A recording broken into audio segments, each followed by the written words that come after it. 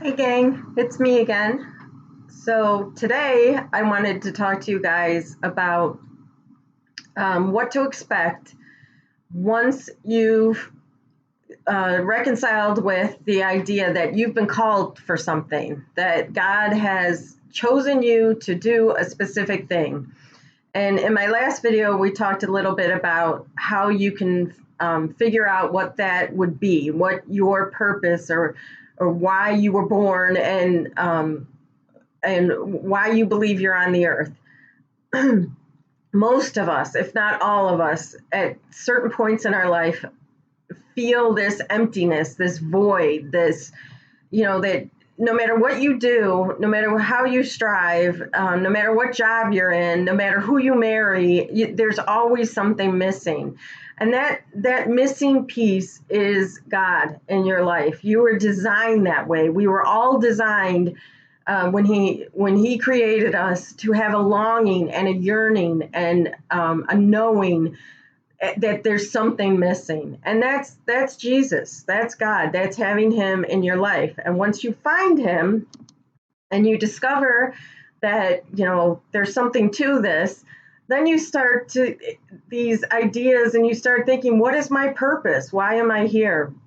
So once you get through that and you figure out the things that you're talented with, the things that you're gifted in, the things that have always been in your heart that you've wanted to do, that you've longed for, that you didn't think you can do, and you decide that, okay, Jesus, now I'm going to do it. I'm going to take that chance and I want to follow what I believe you are telling me in my heart to do. Once you do that, and it's a huge thing, and it's a release, and you're on your way. But there is a process, and I want to explain to you what I've learned about the process, because I've been in the process now for over 3 years, and I've learned so many things. But what God does, is he takes you through. Let's see, where do I begin with this? When I had the revelation that I was called to teach the world, to tell my story, to prophesy to people, to let people know that God and Jesus do exist, and through the prophecies that I would give them, it would pull them in, get them interested, and then I could tell them things about their life and tell them what God wanted them to do. When I realized that, and once I realized that that's what I was called to do, I was in a really bad place in my life. I was not living a good, I don't want to say Christian life, because sometimes you got the super Christians that are highly legalistic, and you're not. God doesn't want you. Jesus didn't die for religion. He died for us to be unified, and for us to be one family, and not divided between Baptists, Catholics, Presbyterian. Although they all have their purpose and they're important, but he didn't die for religion. So anyway, I wasn't living a good life. I had major issues. My point in this is, God met me at a really low point, and he still, even though I wasn't living the life that I should have been living, I should have been a better person. I should have done things differently, but I was in the eyes of heaven, I was an absolute sinner. I sinned like crazy, and it didn't matter to Jesus. He saw my heart. He accepted me for who I am. He knew that deep down within me, if he could just break through and get through to me a little bit at a time, that he would change me. And I remember when I had this revelation, and I remember thinking to myself, well, I'm not going to stop. You can't, I'll give you an example. Forgiveness. You cannot have unforgiveness in your heart when you're trying to lead a good Christian life and you're trying to follow your purpose, your path. And I had a lot of unforgiveness there, from my ex-husbands to just a lot. And so I remember saying things, reading in the Bible about unforgiveness and telling God, I am not going to do that, that there's no way I could do that. You're asking too much of me. If this is the case, then, there's no way I'm going to do that. So, but I still had the sense that I wanted to keep learning. I still wanted to keep pursuing it. And even though I was telling him what I would and wouldn't do, and which I look back on it now and I kind of laugh at that. But there were certain things like that. I'm never joining a church. I refuse to go to church. I've had nothing but horrid experiences there. I'm never going back to a church, and things like that. And he just listened. He listened. He let me rant. He let me say what I wanted to say and believe what I wanted to believe. But over time, he just whittled away at me, and all these things that I swore I would never do, or I would never stop, he absolutely changed it to 360 degrees. And, by being patient with me, by being understanding with me. And I'll give you another example. I think I mentioned to you before that one of the things that I was called to do is to help people financially, that I am to steward money to help his kingdom. And he's given me ideas on how to do that, and how in my ministry, the things that I'm going to set up and the things that I'm going to do in order to help people in a different way. It's new and different. And I remember him telling me in the very beginning, him saying, you're going to do things that haven't been seen before. And he's like, you're going to heal people. You're going to help people. You're going to deliver people. And but you're going to do it in a way that has never been seen before. And I remember thinking, what am I going to do? I'm thinking in my head, like, miracles. Am I going to levitate? Am I going to fly? What am I going to do that's different? It seems so out there and crazy. Like, it was really hard to grasp onto. But as this was going on, and where I am now, I realized what he's revealed things to me, and what I'm called to do in these ministries that I'm actually going to start when I'm able, are different. They're new, and they will deliver people, and they will be miracles in their lives, but not in the sense that I had in my brain, the way it sounded. And it's kind of like, it reminds me of when at the Last Supper, when Jesus was talking about, not at the Last Supper, I'm sorry, when I forget where he was, but he was talking, they were having a meal, and he was saying, unless you eat my flesh and you drink my blood, then you can't enter the kingdom of heaven. And so many people who were following him were horrified by that, and dropped off and left him and didn't follow him anymore. They said he lost the majority of his followers when he said those things. And then I realized that he says things like that seem so out there, but if you keep going and you keep pursuing and you keep being steadfast in what you're going after, he reveals it to you, and then it makes sense. And that's exactly what he did with this. And I don't want to say now what my ministries are going to be, because it's just not time. But it makes sense, and it's not woo out there kind of thing. It makes sense as what he told me and what I'll be doing. So anyway, he is going to take you on a road. This is not something that happens right away. Part of my problem, and I think the devil used this against me. Well, actually, I don't know if the devil used this against me or if God used it to keep me going. Ever since I've had this ability, ever since I've been able to prophetically know things, I've had this innate sense. Another thing that I've had is I know when something's about to happen. The night before 9/11, I was up all night. I knew something. I was crawling out of my skin, and I knew something big was going to happen. I didn't know what. I just knew it was huge, and I had no idea what, if it was for me, if it was for my family, and I was literally like going out of my skin, um, not knowing what was going to happen. And then that morning, I woke up, and then everything with 9/11.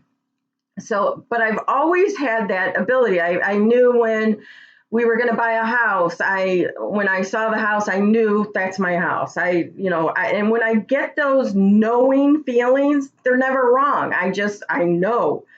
So from the very beginning, when I first got my calling and I was told I was going to, financially take care of all these people, which I knew I'd have to be financially taken care of before I could take care of anybody else. So I'm waiting for that.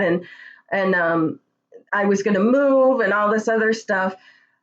I had that feeling, that strong, oh, I know I'm days away from it. And I just kept, every week I was expecting it. Every week I knew it was going to happen. I knew, but it never did. And we're going on now, we're over 3 years now. And I still get that feeling that I just know it's going to happen. Now, it ends up being extremely frustrating when you had that knowing that I thought I had, but then nothing was happening, and I just kept going through trials and different things that I had to learn and all this other stuff. But I wonder if is the devil doing this to me to get me so disappointed, because I get disappointed over and over and over, week after week after week. I just go through this huge disappointment.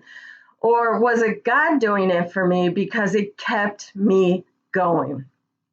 I am notorious for quitting because of and I know I always use this as an excuse, but it's the truth. It's me. I get tired. And because of the narcolepsy, it's hard for me to stay focused and going on one thing for very long without results, because I get too tired. I give up. I don't want to deal with it anymore. The stress it causes.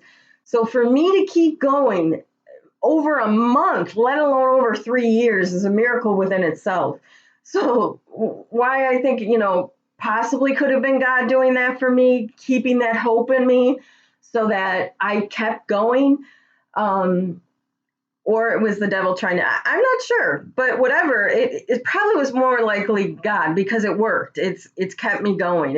I keep pushing. I keep trying to get to where I feel like I need to get to. So with that, one of the issues I have is because I've always felt just like I'm missing something. It's never enough. I'm never truly happy. I'm the most happy when I'll do my counseling sessions with people. And for that time, while I'm doing it, I feel extremely happy, and there's joy and there's peace. And I know that it's in my heart and it's what I want to do. But I would fill the void with shopping. I love to shop. I love jewelry. I love clothes. I love things for my house. And I would shop. And shopping channels killed me. And I owed the world. My poor husband works his butt off, and and I just keep racking up bills. And I've always been that way. And it's always trying to fill these voids, always trying to do, um, to make myself happy for 30 seconds. And I remember buying something, being all excited about it, but while I was waiting for it to come in the mail, I was buying something else because I had already lost the excitement for something I hadn't even gotten yet. So that's a problem. So I remember very early on, the Holy Spirit convicting me and saying, you need to, stop, if your right hand causes you to sin, you cut off your right hand. If your left foot causes you to sin, cut it off. It's better to be without a limb than to sin. And I remember reading that in the Bible too. So, and I knew what I had to do. So my husband actually put parental controls on the shopping channels, and I told him, just do what you got to do, but get the shopping channels off the TV. I can't watch them. And it worked for me. It was really hard because it's also mindless TV watching, and I like that too because I don't like all the stuff going on in the world and the news and all that other stuff. So I tried to avoid that. So I would watch hours and hours and hours of shopping channels until my husband put the parental controls on and I stopped watching it. But it was things like that God convicted me with, wanted me to do, and I did, and it ended up being really beneficial because I haven't watched him in years now, and for that I haven't been spending obviously either. But so he took me through that because he has to trust me with finances. He's not going to give me any sort of financial help or financial gain if I can't be trusted with it. If the minute he gives it to me, I'm shopping with it. So I had to go through that, and then we've been in really a financial stronghold for a while now, ever since right before COVID, and we're strapped, and I owe the world, and um, it actually almost supernaturally got this way, and I don't even know how. I feel like I shouldn't be in the financial situation that I'm in, but I am. And I know that God did that for me too, because He wants me to appreciate what I have, learn to live with what I have, be grateful for what I have, stop needing something else. Whenever I feel this need or this loneliness, go to Him. And sure enough, when I go to Him, when I read His Word, when I sit in prayer, when I just go sit outside and look up at the clouds and talk to Him, it fills me up. I'm completely filled up. But He takes me through these challenges, these trials, because He's molding me, He's changing me. He cannot do through me what He wants to do the way that I was. And I have to say, I have made such huge strides and huge changes in my life.